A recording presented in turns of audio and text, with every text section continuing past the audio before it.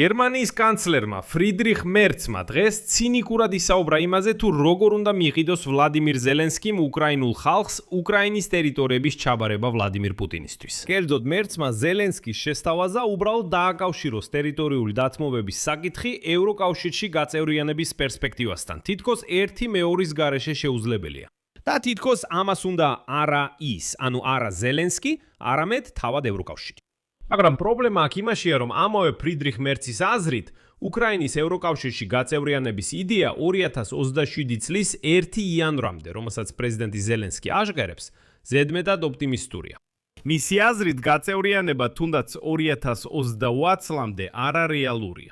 ამასობაში სხვა ევროპელი ჩინოვნიკები ერთხმად ამბობენ, რომ უკრაინის შეიარაღებული ძალები ევროპისთვის რუსებისგან შესანიშნავი დაცვა იქნებოდა. მაგრამ როგორც ამბობენ, რომ უბრალოდ ხმაურიან და სადაო განცხადებებში არ გადავიდეთ, გთავაზობთ ეს ყველაფერი ერთად განვიხილოთ. მე მქვია ალექსეი პეჩი, მოდით ერთად განვიხილოთ ეს თემა, მაგრამ სანამ დავიწყებთ, გთხოვთ გამოიწეროთ არხი, მოიწონოთ ეს გამოშვება და დაწეროთ ნებისმიერი თქვენი კომენტარი ამ ვიდეოს ქვეშ. გარდა ამისა, გამოიწერეთ ჩემი Telegram არხი პეჩი ნიუსი, ბმული მასზე მოცემულია ამ ვიდეოს აღწერაში. მაშასე, ამ გამოშვებას ფრიდრიხ მერცის სიტყვებით არ დავიწყებ, არამედ სხვა ევროპელი ჩინოვნიკებისა და სამხედროების განცხადებებით, რომლებიც სწორედ ქმნიან კონტექსტს მერცის ნათქვამისთვის. მაგალითად, დღეს ევროკომისარმა თავდაცვის საკითხებში ანდრიუს კუბილიუსმა განაცხადა, რომ საერთოდ არ აქვს აზრი უკრაინის აღდგენის გეგმების განხილვას, სანამ არ შემუშავდება რეალისტური გეგმა უკრაინის გამარჯვებისთვის. ამიტომაც ის მოუწოდებს ევროკავშირს, რომ სწორედ ახლა გაზარდოს დახმარება უკრაინისთვის ყველა სფეროში, პირველ რიგში კი ფრონტზე. შემდეგ ციტატა კუბილიუსისგან. არ არის საჭირო უკრაინის აღდგენის სტრატეგია, თუ არ არსებობს ევროპული სტრატეგია სამართლიანი მშვიდობის მიღწევისთვის. უკრაინის წარმატებული აღდგენისათვის აუცილებელია, რაც შეიძლება სწრაფად შეუერთდეს ერთიან ევროპულ ბაზარს. უკრაინის ინტეგრაცია ევროკავშირში ჩვენი სტრატეგიული, სასიცოცხლოდ მნიშვნელოვანი ინტერესია და ეს პირდაპირ კავშირშია ჩვენ სტრატეგიულ ინტერესთან, რომ უახლოეს მომავალში გავხდეთ თავდაცვით უნარიანები და მზად ვიყოთ შესაძლო რუსული თავდასხმების შესაკავებლად. უკვე დღეს მნიშვნელოვანია უკრაინული და ევროპული თავდაცვითი ინდუსტრიული შესაძლებლობების ინტეგრაცია. ამავე დროს ნატოს სამხედრო კომიტეტის ხელმძღვანელმა ადმირალმა ჯუზეპე კავო დრაგონემ განაცხადა, რომ დღეს უკრაინა უსაფრთხოების მიმწოდებელი გახდა, ხოლო უკრაინელი სამხედროები ნატოსთან ერთობლივ წვრთნებზე ალიანსის ძალებისთვის ინსტრუქტორებად იქცევიან. ადმირალმა დაამატა, რომ უკრაინა უკვე დიდ ცვლილს შეაქვს უსაფრთხოებაში. ადმირალმა დრაგონემ ხაზგასმით აღნიშნა, რომ მიუხედავად იმისა, რომ უკრაინა უკიდურესად დაკავებულია ფრონტზე, ის მაინც უზარმაზარ გამოცდილებას გადასცემს ნატოს გაერთიანებული ანალიზის, სწავლებისა და განათლების ცენტრის მეშვეობით. შემდეგ კი ადმირალის ციტატას მოვიყვან. ეს ძალიან გავრცელებული პრაქტიკა. უკრაინელები ასრულებენ პირობითი მოწინააღმდეგის როლს დრონებთან ბრძოლის წვრთნებში. და უნდა თქვა, რომ სიურპრიზები გველოდა, რადგან ისინი ძალიან სერიოზული მოწინააღმდეგის სახით წარმოაჩინეს თავი. ჩვენ ვიღებთ და ვსწავლობთ უკრაინის გაკვეთილებს. შეხედეთ მათ ქმედებებს სპარსეთის ყურეში, სადაც ისინი ადგილობრივ ქვეყნებს ეხმარებიან ირანის საჰაერო თავდასხმების მოგერიებაში. ასე რომ ეხლა უკრაინა ნამდვილად უსაფრთხოების მიმწოდებელია. აი თითქოს თუ ყველაფერი ასეა, რატომ არ მიიღებს ევროკავშირი უკვე ახლა უკრაინას ახალ წევრად? ამის ნაცვლად 20 აპრილს Financial Times-ი წერდა, რომ საფრანგეთი და გერმანია უკრაინისთვის შუალედური სტატუსის მინიჭებას ემხრობიან ევროკავშირში გაწევრიანების გზაზე.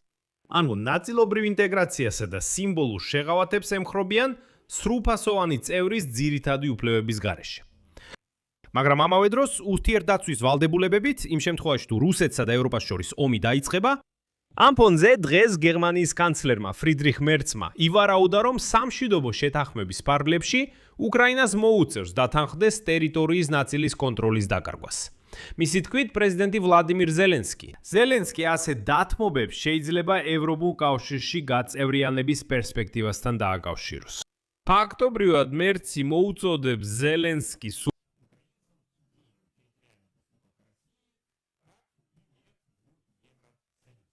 შემდეგ მოხავთ მერცის ციტატა, რომელიც ნამდვილად გაგაოცებთ.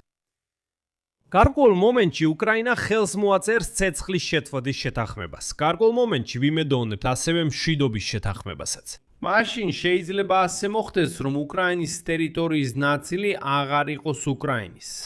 თუ პრეზიდენტი ზელენსკი უნდა ამ საკითხის შესახებ საკუთარი მოსახლეობის ინფორმირება და ამისთვის უმრავლესობის მიღება და ამისთვის რეფერენდუმის ჩატარება სჭირდება, მაშინ მან ერთდროულად უნდა უთხრას თავის ხალხს. მე გაგიხსენით გზა ევროპაში. ანუ იდეა იმაშია, რომ მერცი რეალურად უბრალოდ სთავაზობს უკრაინელების იძულებას. შეეგუონ ტერიტორიის დაკარგვას ევროკავშირში ილუზორული წევრობის სანაცვლოდ. რატომ ილუზორული? ახლავე აგიხსნით. ფრიდრიხ მერცმა განაცხადა, რომ უკრაინის ევროკავშირში გაწევრიანების იდეა 2027 წლის 1 იანვრამდე, რომელიც პრეზიდენტმა ვლადიმირ ზელენსკიმ გააჟღერა, ზედმეტად ოპტიმისტურია. მისი აზრით, გაწევრიანება თუნდაც 2028 წლამდე არარეალურია. ამასთან ერთად მერცმა თქვა ის, რაც ბევრს არ სურს მოისმინოს. მაგრამ ასეთი რეალობაა და ყველას უნდა მივიღოთ ეს, რომ ილუზიებში არ ვიცხოვროთ. შემდეგ კიდევ ერთ მერცის ციტატას მოვიყვან. ზელენსკიმ წამოაყენა იდეა, რომ ევროკავშირში გაწევრიანება 2027 წლის 1 იანვარს მოხდეს. ეს არ იმუშავებს. მაშინაც კი თუ ეს 2028 წლის 1 იანვარია, ეს არარეალისტურია. მინდა გაგაფრთხილოთ გადაჭარბებული მოლოდინებისგან. ქვეყანა ვერ გახდება ევროკავშირის წევრი, სანამ ომი გრძელდება. და ევროკავშირში გაწევრებამდე უკრაინამ უნდა შეასრულოს ყველა აუცილებელი პირობა, კერძოდ, უზრუნველყოს სამართლის უზენაესობის პრინციპების დაცვა და მიაღწიოს მნიშვნელოვან პროგრესს კორუფციასთან ბრძოლაში. Ну и в конце Мерц შემდეგ ვიტყვი, რომ უკრაინასა და რუსეთს შორის კონფლიქტის მშვიდობიანი მოგვარება შეიძლება მოითხოვდეს ტერიტორიულ დათმობებს უკრაინის მხრიდან და ეს საკითხი შეიძლება საჭიროებდეს რეფერენდუმს. ხოლო იმისათვის, რომ უკრაინელებმა მისცენ ხმა უკრაინული ტერიტორიების რუსეთისთვის გადაცემაზე და ამასთან ერთად არ ჩამოაგდონ ვლადიმირ ზელენსკი, ევროპა მზად არის მისცეს გარანტიები ევროკავშირისგან უკრაინის წევრობის პერსპექტივასთან დაკავშირებით. დიახ, არა თავად წევრობა, არამედ პერსპექტივა იმისა, რომ ოდესმე უკრაინა გახდება ევროკავშირის წევრი. აქ წერტილებს დავსვამ. თქვენი აზრი და დასკვნები დაწერეთ კომენტარებში ამ გამოშვების ქვეშ. გამოიწერეთ არხი, დააცკაპუნეთ ზარზე და არ დაგავიწყდეთ მოწონება. თუ გსურთ ამ YouTube არხის მუშაობის მხარდაჭერა, ეს შეგიძლიათ გააკეთოთ ნებისმიერი დონატით ან ფასიანი სპონსორული გამოწერით, ბმულებით და რეკვიზიტებით, რომლებიც მითითებულია ამ ვიდეოს აღწერაში. იქ სრულიად განსხვავებული ფორმატებია. ან გადადით თქვენს ეკრანებზე მოცემულ QR კოდზე, ეს ყველაზე მარტივი გზაა ამ არხის მუშაობის მხარდასაჭერად. ამისთვის მადლობას გეტყვით, ამით დავამთავრებ, იზრუნეთ საკუთარ თავზე ყველას, დროებით.